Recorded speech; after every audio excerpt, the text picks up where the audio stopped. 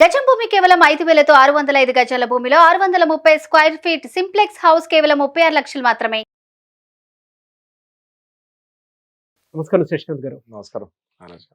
ఇప్పుడున్న జనరేషన్లో మనం ఎక్కువగా చూసేటువంటి ఒక విషయం అన్న అంటే రెగ్యులర్గా ఫ్యామిలీ లైఫ్లో కనుక మనం చూస్తే కొన్ని ఇళ్లల్లో పర్టికులర్గా ఎలానంటే పెళ్ళైపోయిన తర్వాత హస్బెండ్ ఎమోషనల్ అఫైర్ కానివ్వండి ఇంకోటి పెట్టుకోవడానికి రెగ్యులర్ చూస్తూ ఉంటాం మనం. బట్ అపార్ట్ ఫ్రమ్ దట్ కొంతమంది విమెన్ అలా ఏవైతే అంటే వాళ్ళు అనుకునేది ఉండటమో ఉండకపోవటమో లేదా వేరే వేరే కారణాలు ఏదైనా అయ్యి ఉండొచ్చు, పెళ్ళైన తర్వాత కూడా వేరే వాళ్ళతోటి సహజీవనంలో ఉంటున్నారు. లీగల్గా ఇది ఎంతవరకు కరెక్ట్ అండ్ దానితో పాటు ఎందుకు ఆ విధంగా జరుగుతుంది? మీరు చూసినటువంటి కేసెస్లో మోస్ట్ ఆఫ్ ద కేసెస్ ఎందుకు అలా జరుగుతున్నాయి? ఈ టాపిక్ చాలా కన్ఫ్యూజన్లో ఉన్నారు నాగరాజు గారు. ఎప్పుడైతే సహజీవనము, లివ్ ఇన్ రిలేషన్స్ ఇవన్నీ ఒప్పుకుంటాం జరిగిందో ఈ టాపిక్ మీద కొన్ని వేల లక్షల చర్చలు జరిగాయి. అసలు ఏంటి, ఎలా వెళ్ళొచ్చు, ఇలా వెళ్ళొచ్చా, అలా వెళ్ళొచ్చా, ఒక్కసారిగా దేశమంతా కన్ఫ్యూజన్లోకి వెళ్తాం జరిగింది. ఓకే, ఇది మా లీగల్ ఇండస్ట్రీలో కూడా అందరికీ తెలుసు. ఎలా అసలు కరెక్టేనా, ఇది కరెక్ట్ కాదా, ఎందుకంటే దానికి ఒక సెక్షన్ ఉంది. ఓకే, ఐపీసీలో చాప్టర్ 20 ఈ మ్యారేజ్ రిలేటెడ్ ఇష్యూస్, చాప్టర్ 20లో section 497 belongs to adultery. Adultery అంటే అక్రమ సంబంధం. Okay, when a man gets into a physical relation with a wife of other man it will be counted as adultery. అంటే తెలుగులో ఎప్పుడైతే ఒక వ్యక్తి వేరొక వ్యక్తి భార్యతోటి అక్రమ సంబంధానికి దిగుతాడో దాన్ని అడల్టరీ అంటారు, అక్రమ సంబంధం అంటారు. That is the definition of this adultery word. Okay, సరే, అయితే ఇంత గతంలో that is a punishable offence. Okay, తర్వాత punishable offence up to 5 years ఉండేది. ఎవరైనా అడల్టరీకి దిగితే ఉమెన్కి ఎగ్జంప్షన్ ఉండేది, మా మగ వ్యక్తికి మాత్రం లోపల వేసేవాళ్ళు. Okay, up to 5 years punishment ఉండేది. అయితే గత కొంతకాలంగా సుప్రీంకోర్టు జడ్జ్మెంట్ ఇచ్చి అడల్టరీ తప్పు కాదు అని డైరెక్ట్గా చెప్పేసి ఈ 497 అనే సెక్షన్నే కొట్టేసింది. ఓకే, అది landmark decision of supreme court of India. Okay, చాలా కాంట్రడిక్షన్స్ వచ్చాయి ఆ డెసిషన్ మీద. But apex court, highest court of the country, అది ఏ డెసిషన్ తీసుకున్నా we have to respect the court and we have to follow the judgments and citations. Okay, ఎన్నో కారణాల వల్ల ఉంటాయి నాగరాజ్ గారు. మనం ఏదో ఉసుక్కున ఓకే ఇట్లా అడల్టరీ అని అరే అక్రమ సంబంధం ఇస్తారు అట్లా అంటే మరి తీసేయాల్సి వస్తుంది. ఇప్పుడు హస్బెండ్ వైఫ్ను వదిలేసి ఎక్కడెక్కడో తిరుగుతుంటే ఈ వైఫ్ ఏం చేస్తుందండి? మరి ఈ వైఫ్ కూడా మనిషి అన్న విషయం మర్చిపోతారు కదా గతంలో.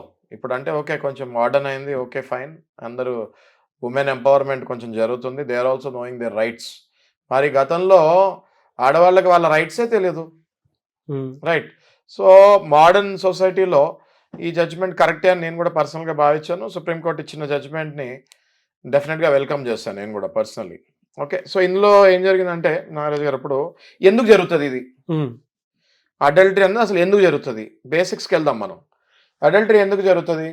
ఒక వ్యక్తి భార్యకి కావాల్సిన ఫెసిలిటీస్, అంటే నేను అనేది ఫెసిలిటీస్ అంటే లగ్జరీ కారు ఇది కాదు, ఫిజికల్ ఫెసిలిటీ, ఫిజికల్ నీడ్స్ కూడా ఎప్పుడైతే ఫుల్ఫిల్ చేస్తాడో ఆ సంబంధమే కరెక్ట్గా ముందుకెళ్తుంది. ఈ పెళ్లి చేసుకున్న తర్వాత ఈ భార్యను నిర్లక్ష్యం చేసి ఈయన ఫిజికల్ నీడ్స్ బయట ఎవరితోనో తీర్చుకుంటుంటే దాన్ని తప్పుపడతారు. అప్పుడు ఏమవుతుంది, భార్య కూడా వేరే వాళ్ళతోటి ఫిజికల్ నీడ్స్ వెళ్తానికి ఆస్కారం ఉంటుంది అండ్ అది జరుగుతుంది కూడా. హ్యూమన్ బీయింగ్స్కి బయాలజికల్ చేంజెస్ జరుగుతుంటాయి, హార్మోనల్ చేంజెస్ నడుస్తుంటాయి, జనాలు నడుస్తుంటాయి. ఓకే, పెళ్లి చేసేదే దేనికి? అడల్ట్స్ అయిన తర్వాత. అడల్ట్స్ అంటే అప్పుడు పెళ్లి చేయరు కదా, 18 years దాటాలి, 21 years దాటాలి. దాని తర్వాత పెళ్లి ఎందుకు చేస్తారు? బికాస్ అది బయాలజికల్ రిక్వైర్మెంట్స్. ఓకే, సో అది నువ్వు పెళ్లి చేసుకున్న తర్వాత ఆమెని అట్లా వదిలేసి వెళ్ళిపోతాము, అది డెఫినెట్గా ఇట్ ఈస్ హింస కదా, రైట్? సో అప్పుడు ఆ అమ్మాయి ఆర్ ఆ లేడీ ఆఫ్టర్ మ్యారేజ్ హస్బెండ్ సరిగా లేనప్పుడు ఆబ్వియస్గా సైకలాజికల్గా డిప్రెషన్కి వెళ్ళి ఎవరైనా ఆ టైంలో క్లోజ్ అవుతే వాళ్ళతోటి ఫిజికల్ నీడ్స్కి దిగుతుంది. ఓకే, దాన్ని ఈ నా అబ్బాయిలు ఏం చేసేవాళ్ళు అంటే అప్పట్లో ఈ చట్టం రాకముందు, ఇదిగో చూసారా అక్రమ సంబంధం పెట్టుకుందని చెప్పి అవతలోని జైల్లో వేస్తాము, లేదా ఈమెకి డైవర్స్ ఇచ్చేస్తాము, ఇట్లా జరిగేది, రైట్? సో ఇవన్నీ అబ్జర్వ్ చేసి మనకి రీసెర్చ్ ఉంటుందండి జ్యుడిషియరీ సిస్టంలో. There is lot of legal research. ఇప్పుడు మేము మాస్టర్స్ చేస్తున్నాము, నెక్స్ట్ పిహెచ్డికి వెళ్తున్నాము. There will be lot of research. మాకు సబ్జెక్ట్స్ ఉంటాయి లీగల్ రీసెర్చ్ అని. అంటే లీగల్ రీసెర్చ్ అంటే మొత్తం ప్రపంచంలో ఎన్ని కంట్రీస్ ఉన్నాయో అన్ని కంట్రీస్ జ్యుడిషియరీ సిస్టమ్స్లో ఏమి మార్పులు జరుగుతున్నాయి, ఆ మార్పులు మన కంట్రీలో కూడా తెస్తాం అవసరమా? ఎందుకంటే ఇవాళ మన దేశం మొత్తం గ్లోబలైజేషన్కి పాటుపడింది అండ్ ఎంటైర్ ప్రపంచం కూడా ఒక స్టేజ్ మీదకి వస్తుంది. ఓకే, సో ఇలాంటప్పుడు మన ఇండియాలో కూడా చాలామంది ఫారినర్స్ వచ్చి నివసిస్తాం, మనం కూడా బయటకు వెళ్ళి నివసిస్తాం జరుగుతుంది. ఇట్లాంటప్పుడు ఆ రూల్స్ ఎందుకు తెచ్చుకోకూడదు అన్నది రీసెర్చ్ నడుస్తుంటుంది. ఈ లీగల్ రీసెర్చ్కి కారణమే ఇట్లా మార్పులు, అమెండ్మెంట్స్ తీసేస్తాము, కొన్ని చట్టాలు తీసేస్తాము, కొన్ని చట్టాలు ఇంబైబ్ చేస్తాము, అమెండ్మెంట్ చేస్తాము, జరుగుతూ ఉంటుంది. ఈ లీగల్ రీసెర్చ్ పార్ట్లోనే జరిగింది ఏంటి అంటే ఈ 497 అనే అడల్టరీ అనే అక్రమ సంబంధం అనే సెక్షన్ని స్ట్రైక్ డౌన్ చేస్తాం జరిగింది.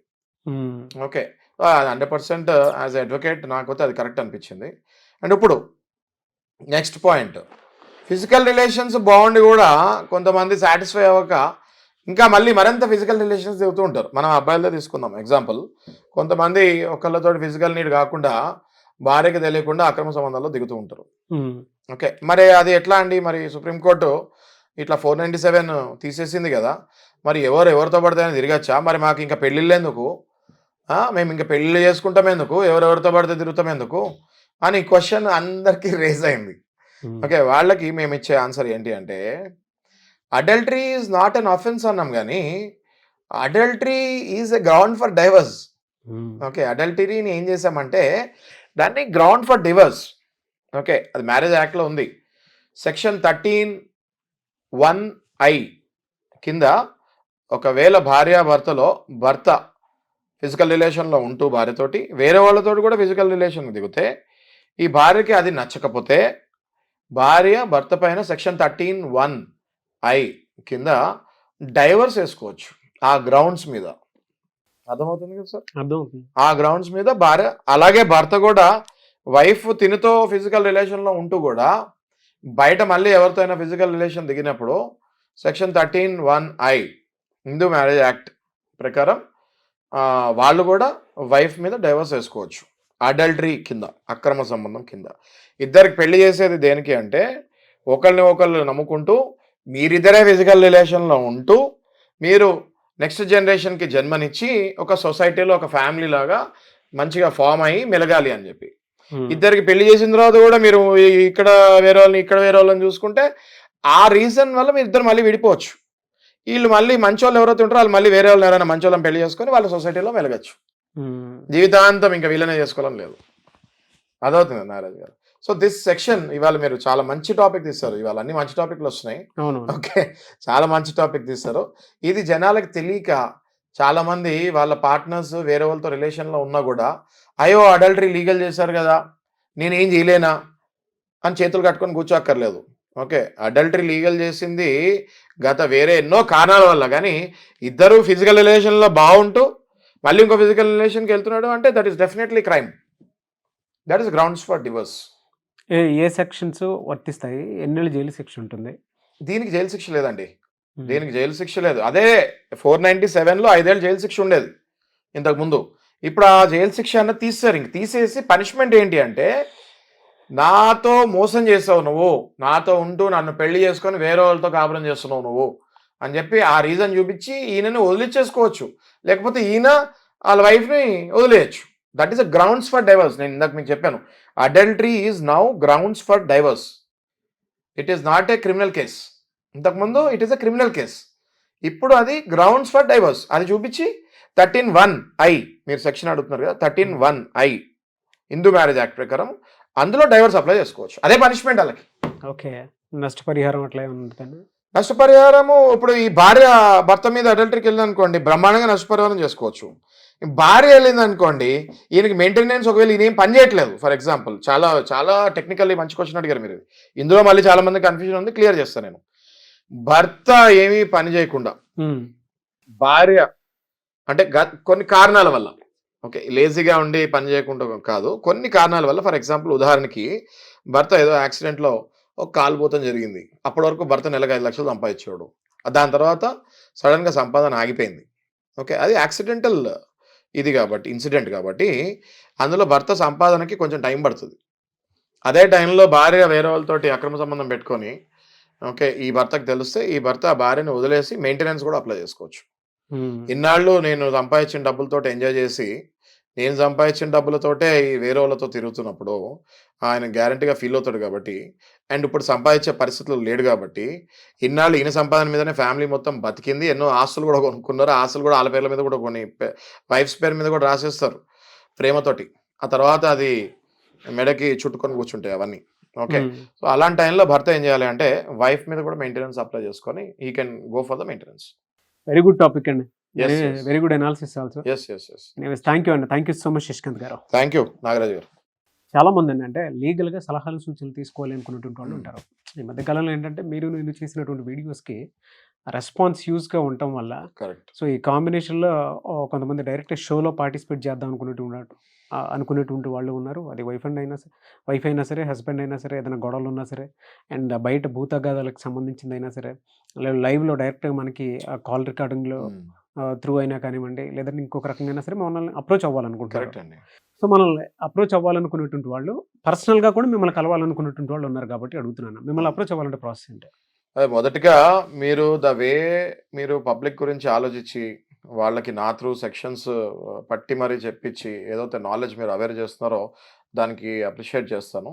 సెకండ్ థింగ్, ఇది ఎవరైతే మనల్ని అప్రోచ్ అవ్వాలనుకుంటున్నారో తప్పకుండా స్క్రీన్ మీద డిస్ప్లే అయ్యే నెంబర్కి 24/7 they can call and we are always reachable అండి. డెఫినెట్గా అండి. థ్యాంక్ యూ అండి. Thank you so much Shashikant garu. Thank you Nagaraju గారు.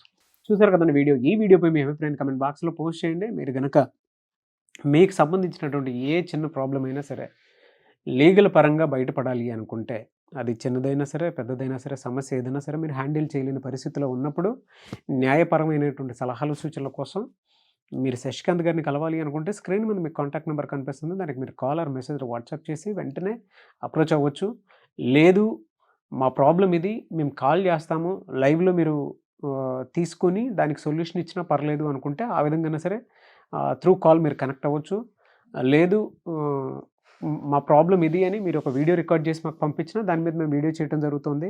ఒకవేళ అలా కాదు మా షోలోనే మీరు పార్టిసిపేట్ చేయాలి అనుకున్నా కూడా స్క్రీన్ మీద కనిపిస్తున్న నెంబర్కి కాల్ ఆర్ మెసేజ్ వాట్సాప్ చేయొచ్చు. లేదు పర్సనల్ అపాయింట్మెంట్ కావాలన్నా కూడా స్క్రీన్ మీద కనిపిస్తున్న నెంబరే సంప్రదించండి. ఈ వీడియో లైక్ చేయండి, షేర్ మాత్రం తప్పకుండా చేయండి. ఇలాంటి మరిన్ని వీడియోస్ కోసం మా ఛానల్ ఫాలో అవ్వండి. Thank you.